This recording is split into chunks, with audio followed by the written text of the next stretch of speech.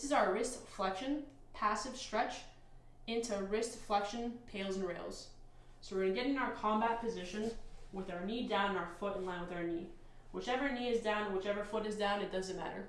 At this point, I'm going to identify how much wrist flexion I have.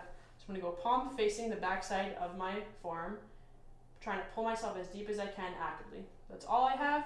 At this point, I'm going to place the back of my head on the ground, and I should feel a nice stretch in my extensors here. My elbow stays locked straight the entire time. All I'm going to do here is hang out for my passive stretch for 2 minutes while producing my diaphragmatic breathing.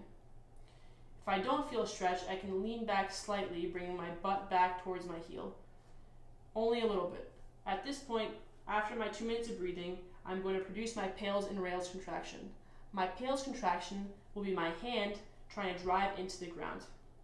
So I'm going to do my PAILs contraction right now with my 2 breaths.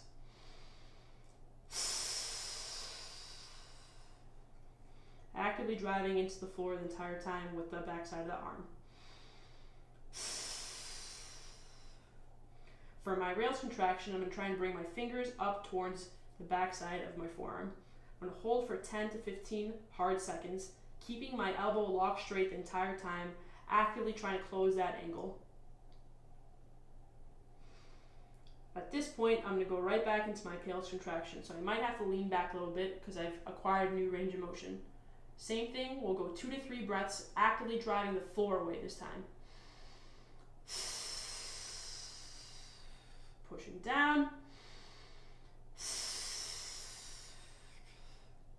Rails contraction again. Now we're going to go fingers up towards the backside of the wrist. Hold for 10 to 15 hard seconds. Trying to close the angle right here. Keeping the elbow locked straight. You're going to repeat for the prescribed amount of sets and reps. That is your wrist flexion, passive stretch, moving into your wrist flexion, PAILs and rails.